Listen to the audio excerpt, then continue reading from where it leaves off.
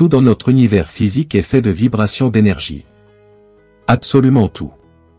Le téléphone que vous utilisez est fait de vibrations d'énergie. Le siège sur lequel vous êtes assis est fait de vibrations d'énergie. Les vêtements que tu portes sont constitués de vibrations d'énergie. Les murs de votre maison sont constitués de vibrations d'énergie. Tout l'univers physique est fait de vibrations d'énergie, et nos pensées sont aussi des vibrations d'énergie. Nos pensées sont la substance la plus dynamique, la plus fluide de tout l'univers. Cette pensée est une vibration d'énergie, séparée et indépendante de notre univers physique, et pourtant elle interagit avec notre univers physique.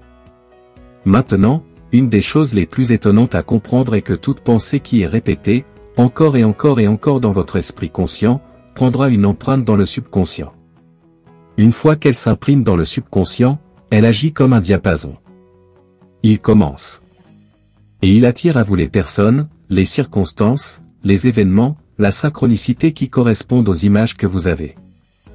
En cela, vous avez un réel pouvoir d'influencer, et de diriger les choses qui vous arrivent en travaillant avec vos pensées. Une des belles choses à propos du subconscient est que le subconscient ne peut pas faire la différence entre ce qui est réel, et ce qui est imaginé. Donc vous pouvez programmer et imprimer dans votre subconscient tout ce que vous voulez. Une expérience très célèbre a été faite dans l'une des grandes universités américaines.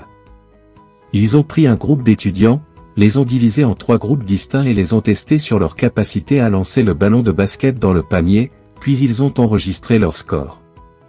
Et ce qu'ils ont fait, c'est qu'ils ont demandé au premier groupe, de venir au gymnase tous les jours pendant une demi-heure et de s'entraîner à lancer le ballon au panier. Le deuxième groupe ne s'est pas entraîné et le troisième groupe s'est entraîné de manière très différente. Ce qu'ils ont fait, c'est qu'ils sont entrés dans la salle de gym, en imaginant mentalement qu'ils lançaient la balle et en imaginant mentalement qu'ils marquaient le panier, seulement dans leur esprit. Et puis après un mois, ils les ont ramenés et les ont testés à nouveau. Et ce qu'ils ont trouvé, c'est que le premier groupe qui s'est entraîné tous les jours pour de vrai a montré une amélioration de plus de 25% de leur score, ce qui est normal parce qu'ils s'entraînent.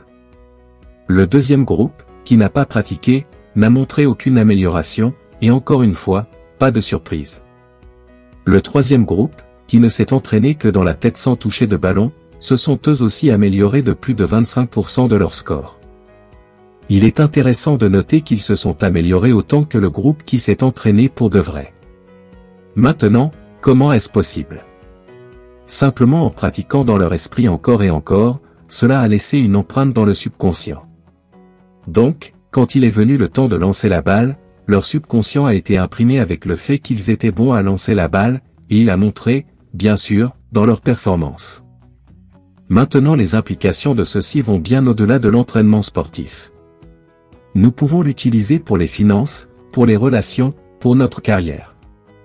Nous pouvons l'utiliser pour nous guérir de nos maladies. Dans tous les domaines de votre vie. Travaillez avec des techniques de pouvoir mental telles que la visualisation, l'assise, les affirmations, la reconnaissance, la recréation de nouvelles croyances dans votre esprit. Il y a un grand nombre de techniques que l'étudiant de Mind Power pratique, et quand vous faites cela, ce qui se passe c'est que vous commencez à prendre le contrôle de votre vie, vous commencez à croire réellement que vos pensées sont la source la plus incroyable. Puissante source de nourriture, source d'abondance dynamique que nous avons dans notre vie. Et personne ne nous apprend comment penser, on nous l'apprend. Soyez positif, faites du mieux que vous pouvez. Eh bien, je suis désolé, ce n'est pas suffisant. Être un penseur positif est un niveau très simpliste, de base des pouvoirs de l'esprit. Vous pouvez faire beaucoup plus qu'être positif. Vous pouvez commencer à travailler avec cette dynamique, ces forces puissantes que vous avez d'une manière très puissante. Et c'est ce que j'enseigne.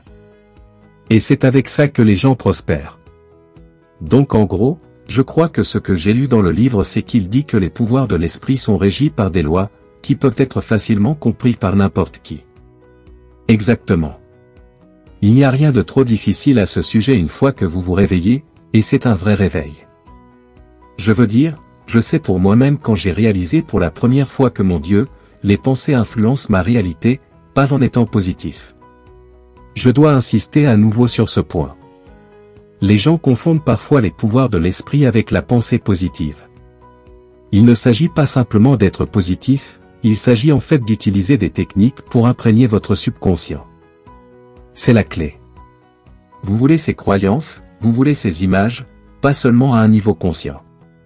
C'est la pensée positive. Vous le voulez à un niveau subconscient. Si vous le faites à un niveau subconscient, alors vous attirez ces choses vers vous. Il n'y a pas de meilleur tournant dans la vie d'une personne. Découvrir que j'ai un pouvoir personnel, que je suis le maître de mon destin, et que tout ce qu'il faut, c'est peut-être 15 minutes par jour. 15 minutes par jour, transformerait votre vie.